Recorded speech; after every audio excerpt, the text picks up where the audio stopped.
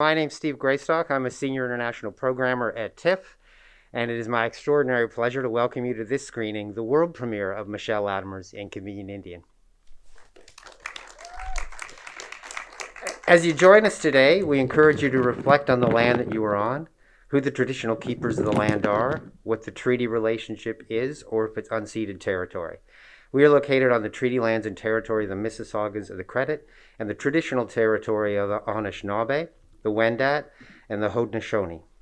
The territory is within the lands protected by the Dish with One Spoon Wampum Belt Covenant and is home to many First Nations, Inuit, and Métis people. We are extremely grateful to work on this land. As part of Share Her Journey, TIFF's commitment to supporting women behind and in front of the camera, we're thrilled to spotlight incredible films by women at this year's festival, including the director tonight, of this evening's film. Sincere thank you to our lead sponsor, Bell, our major sponsors, RBC, L'Oreal Paris, and Visa, and to our major supporters, the Government of Ontario, Telefilm Canada, and the City of Toronto for their continued support. This film plays as part of TIFF Docs, which is generously sponsored by A&E Indie Films. Thank you to our members and donors, people like you guys. You help us create a more informed, engaged, and connected world. For more details, visit tiff.net/join. This film is eligible for the People's Choice Award. Vote for your favorite films at tiff.net/vote. This film is also eligible for the Amplified Voices Award presented by Canada Goose, and we'd very much like to thank the National Film Board of Canada for providing us with the movie this evening. It's a special thrill to be able to introduce this film and this filmmaking team. Michelle Latimer's insightful adaptation of Thomas King's award-winning 2012 book, The Inconvenient Indian, a curious account of Native people in North America, examines the ongoing colonization of Indigenous people in North America and how many are fighting back by reclaiming their history, a history of colonial forces have assiduously tried to erase. The resistance to this, as Latimer depicts it, is increasingly taking place in the realm of customs, traditions, arts, and culture. It is easily, I think, one of the most important and seminal and skillfully made films at this year's festival.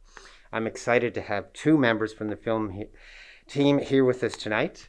Michelle Latimer is a veteran director whose films include the short films The Underground and Nuka, both of which screened at TIFF, and the documentary Alias, which premiered at Hot Docs. Her TV credits include Rise and Trickster, which is also screening at TIFF this year, so please remember to check it out. It's really unusual for a director to have more than one film at TIFF in any year, and I'd say it's particularly extraordinary this year. I mean, she's in a company of people like Michael Haneke, Michael Winterbottom, Catherine Martin, and probably Chantal Ackerman, which is very good company to be in. Also joining Michelle is a gentleman, one of the film's producers, who people may know from this very building. He was the first director of Canada's Indigenous Film Office, which has had a huge impact on Indigenous production. You can see it at this festival and other festivals around the country. And he was recently named the chair of the Canada Council for the Arts. Please join me in welcoming Michelle Latimer and Jesse Wente.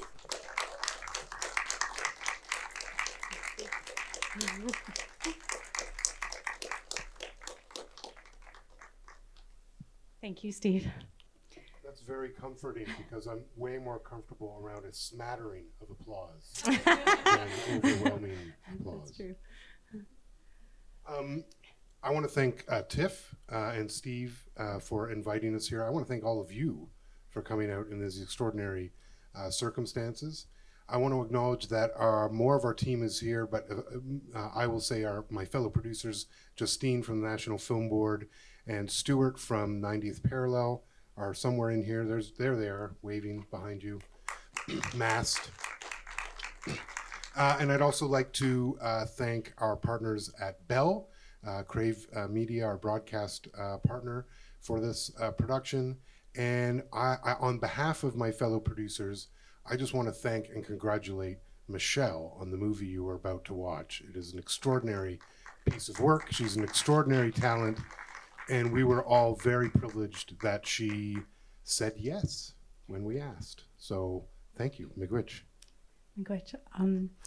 So thank you for being here. I realize what it takes to be here in this kind of time. So thank you.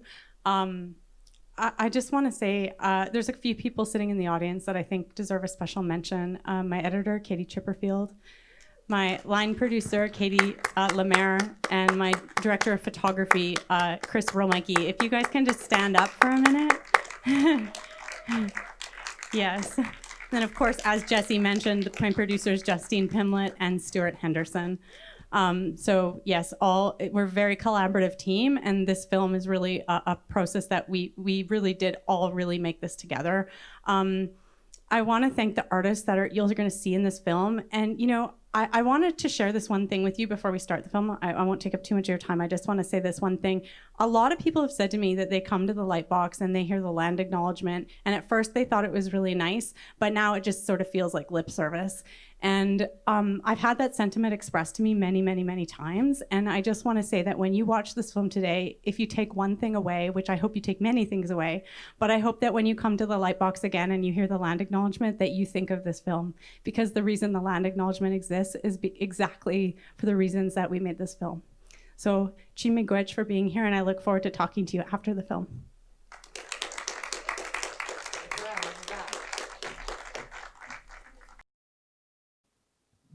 Once again, please welcome director Michelle Latimer and producer Jesse Wente.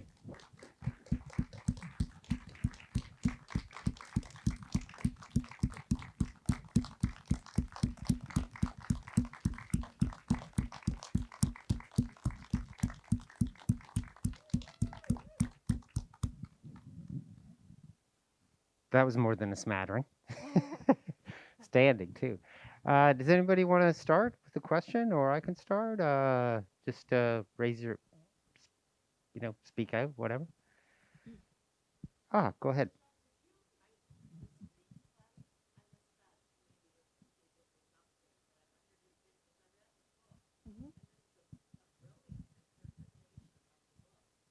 The lady complimented Michelle on the adaptation. I want to know if you wrote the script. Thank you. It was like a curation of my favorite parts of Thomas's book. I didn't write the words you heard; those are Thomas's words. But the ideas and how they flow together and what they're coming in and out of. So in a way, it's like a visual script. And then I edited the book to be the pieces that you hear.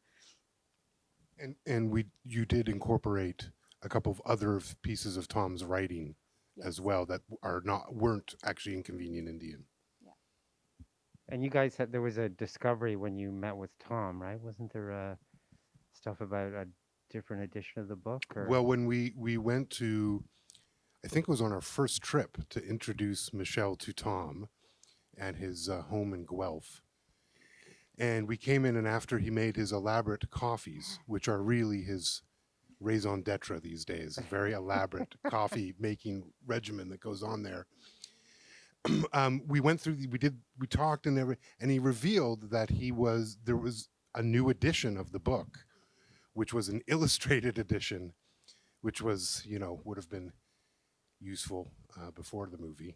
But after we had that, we read that there was he had written a new foreword, because the book is almost a decade old now, and he'd written a new foreword that was in reflection of sort of reconciliation and a lot of the things that have occurred since he first authored the book. And when we read that, because as you can imagine, it's a very dense book, and even as producers, we had, from the beginning, it was somewhat difficult to imagine exactly this is why we needed a visionary director to provide a vision that we could then support. And so, he read the new foreword, and it was like, eureka, there's the movie is the foreword, is sort of where the foreword leaps off from where the book left off, because the movie is very much about the ideas of the book, but not necessarily the book itself. And there were also the photographs too, right? Those amazing photographs. Yeah, when you come into the theater and you see the photos in the photo boxes, and then also at the end, when I call it the attic of his mind, where we're entering into his mind, and you see the photos, those are all Tom King's photos that he's taken in his travels, and he has a photo collection. You can check them out on his website, and that I was really inspired by showing that too, because it was his interpretation of his travels and the Indigenous people he's met all across North America. Yes, right there.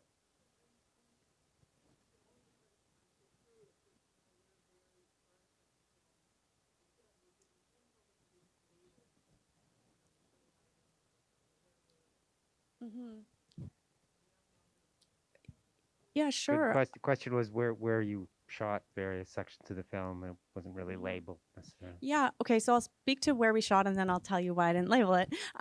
So we shot in Iqaluit and on the land in Nunavut. We shot in Treaty 9 territory, Moose Factory, that area. We shot in Montana. We shot in Los Angeles. That's the Halloween parade you saw. We shot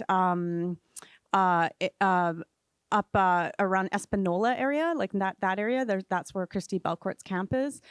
Serpent River, that's where Jesse's from. And let me think.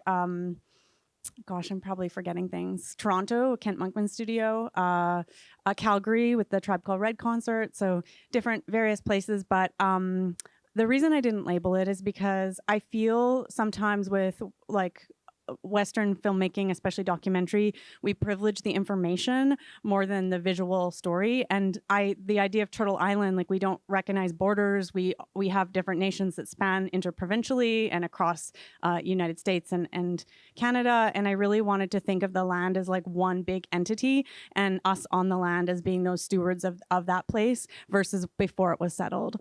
And that's also why I don't label the people you meet until the end, because like someone like Kent Monkman's very famous, but someone like Stephen Lonsdale is not famous, and I didn't want people to be like, oh, that's, and for me, it was about everybody collectively coming together to tell a larger story for our people. Stephen was the hunter, right? Stephen is the hunter, yes, thank you. Yeah. Next? Anyone? Just throw up your hand. Oh, is somebody back there? No? Okay. I actually wanted to... maybe you could talk a bit about the visual strategies in the film, because I find them really intriguing and quite compelling. Sometimes you just don't exactly know where you are in a scene, certainly with the opening. And there are a number of other scenes like that. If you could talk a bit about that. I think I just really wanted it to be a visceral experience where sometimes you feel like you're in the experience of the person, or other times you're really experiencing the land. For me, rhythm is a big part of the filmmaking process, and I worked very closely with my editor, Katie Chipperfield, to discover those rhythms and to really think about transitions, moving in and out of, I guess when you're listening to a story that an elder tells you, your imagination is going with the story. And I feel like when Thomas tells a story, he's such an amazing storyteller, and you're just listening, and I wanted it to feel like that, like almost stream of consciousness.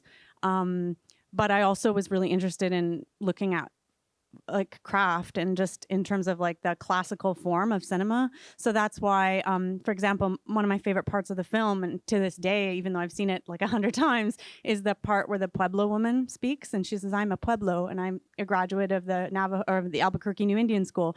And if you were to watch one clip of that, it seems like she's relatively happy, she's smiling. But when you watch the 3 takes, you see how she's trying to be coached to not have an accent, to look less nervous. And in a way, when you see that version and it's the non-editorialized version, it calls to question like exactly what we do when we edit something or when we shift a narrative, and it changes how you see it. It could just be a happy little promotional video for a residential school, or it could be what you saw, and it makes me uncomfortable every time I watch it. And so that's what I was trying to do, is sort of subvert the gaze and how we see our narratives, and think about that editorial process.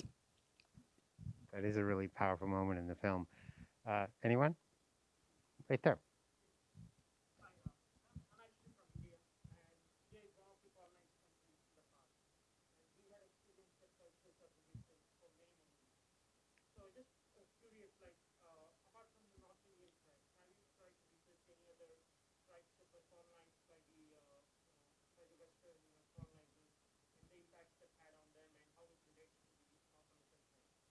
A gentleman said he was from India, which is also a former colony, and he wanted to know if you'd looked at other indigenous peoples around the world that were colonized as well.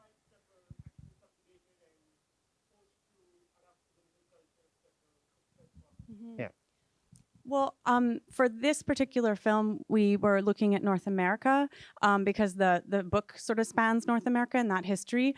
But I would say that of the Indigenous people you see there are many nations that are represented. So you have Anishinaabe, and you have Cree, and you have Inuk and Métis, and so there are many, and Lakota, but there's many different nations, but we didn't go beyond the North American borders, if that answers your question.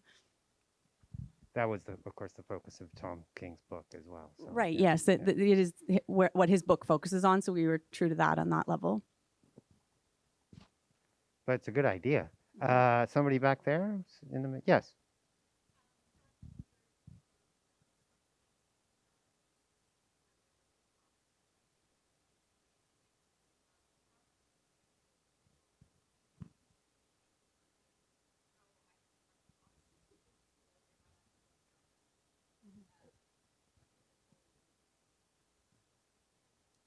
Question was, is it fully your interpretation of the book? And I guess what was your relationship with Thomas when you were working on the adapting the? Thomas was very clear from the beginning that he spent so much time writing the book, and he said, I've written the book, now you go make your movie. And so he was very participatory and always game to do whatever and go on. We went to California together and visited his mother, and it was his idea to walk down the Venice boardwalk in leather. I would have never had the chutzpah to ask him to do that. So he was very game, like playful on that level. But in terms of the interpretation, I would say it's fully my interpretation, and I didn't feel like I had to go to him for permission, but I also felt that he was very enabling, like he was very supportive of that. Is there anything you want to add? No, I think that's it. I mean, he still to this day views this as Michelle's film. He wrote the book. They're two different works of art. He was very clear with the producers from the beginning. When we first met with Tom, Stuart and I, his first words to us were, I don't know how you're going to make this into a movie. And so his whole approach this whole time was sort of, well, I'm interested to see how you make this into a movie, but I'm not telling you, because he didn't know how to do it. And but he was very generous with his time. He rode around in a cab. He went to the Fox Theater. Tom is a very large person. He's quite tall. So folding himself into a cab and all that stuff was, but he's also a performer. So he did love a lot of that stuff. So as Michelle said, he was game for everything, but he really left Michelle to her devices. And as producers, we sort of tried as much as we could the same. It was a very free experience creating creatively, which I really appreciated. Like an ideal source, really. Did you? One of the things that's really engaging about the movie is the it does seem quite forward-looking, especially when you're with the the co-optation of genre techniques with Slashback, the thriller movie that's being shot, and the and also the studio, the virtual studio, the gaming. Do you want to talk about how you where you found out about those guys, how that developed? Yeah, I mean, a lot of the people that are in this film of people that I've come across either in my work or travels. When I first started making films, it was because I won a contest at the Imaginative Film and Media Arts Festival, and I showed my first film there. And basically, I kept making films and going there, and that's where I connected with a lot of these artists. And just over the years, and I felt with Rise, which was the documentary about Standing Rock that I'd done, or the series that I'd done, which culminated in the 2 Standing Rock films. I really wanted to, I guess, just look at the artists and the land, people that are on the land, but not necessarily on the front lines defending it. I know we do go into that, and the film builds to that, but I really wanted to show the people every day that are doing the work. You might have heard this famous quote by Métis leader Louis Riel, but he said, when my people will sleep for 100 years, and when they awake, it will be the artists that give them back their spirits. And I certainly feel that me as an artist, and my spirit and my ability to express myself, understand my culture, and also have a tool of expression for the things I'm angry about, that has been what I've been able to do through filmmaking. So I do feel like I guess I relate to that quote. Cool. I think we can do maybe 1 or 2 more. Anyone? Just shout it out, or not. Don't shout it out. Oh, sorry. Go ahead. Question was, did you ever no. think about not using Thomas as or using someone other than Uh, Thomas? No, I personally didn't. I think he's a wonderful storyteller and I wanted to include him, but I think of him as like a conductor of an orchestra. I don't think of him as central. I think of him as more like someone who's tying some of the ideas together. And I hope that it feels like a collective storytelling. Stuart, did we ever consider making this? And Justine, did we ever think about doing it without Thomas? I don't think it ever came up. There was maybe moments when we thought more Thomas, because we certainly shot more Thomas than what you see in the film. You think of him as a conductor. I always called him the uncle, in that a lot of the artists you see and a lot of the ideas that they're playing with are ideas you can find in his work as well. And but I don't think we ever thought of making it. His voice is so awesome that yeah, he's got like that Morgan Freeman sort of thing going on that I think we always imagined somehow he would be in it. He would have said fine if we had said you're not going to be in it. He would have said totally great, don't bother me. But it turns out he makes really good coffee.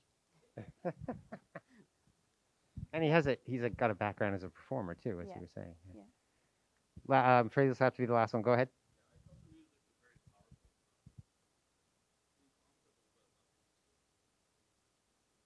If you could comment a bit about the music in the film, which the gentleman said was quite powerful. Thank you. Well, again, just wanting to work with rhythm, and there's so many Indigenous artists that I admire, and I wanted to showcase their work as well, because I feel like the resistance across Indigenous art is on all levels, and music is certainly one of them. Also, I would be remiss to not shout out Brennan Mercer, who also did some composition and sound design. Originally, so I've worked with Brennan for a long time now. He's done, I think, pretty much every film I've ever done. Maybe save my first one. But we've always said that we wanted to make a film that had no music and just sound designs, like soundscapes. So we started that way. And then we quickly realized that there were so many amazing artists that I wanted to bring in. And so we brought Brennan on actually within the rough cut stage of the film. And normally sound designers come on later than that, like more in a post stage, like a post production, like around the sound mix, that kind of thing. And he worked with us. So we would be editing and he'd be passing sound designs back and forth. And that's why I feel like a good melding of the sound and the picture, because we didn't leave it all till the end. We were working in tandem together, myself, Brennan as the sound designer, and Katie Chipperfield as the editor. Cool. I'm afraid we have to wrap it up, but thank you guys so much. Thank you guys for coming. Congratulations. And if I could, the film screens again, I think next Friday? The 17th, I The believe. 17th? Yeah, 17th. And Trickster's coming up, so please check it out. Also, try to check out Tracy Deer's Beans, which is really great. And there's some really great Indigenous films in the short film program as well. So check them out. And congratulations again. Thanks so much for the movie. Thank you. And if I can, support 1492 Landback Lane. That's going on just not far from here on Six Nations. Caledonia. So make sure you follow that. And of course, Black Lives Matter. Thank you very much, everyone. Thank you.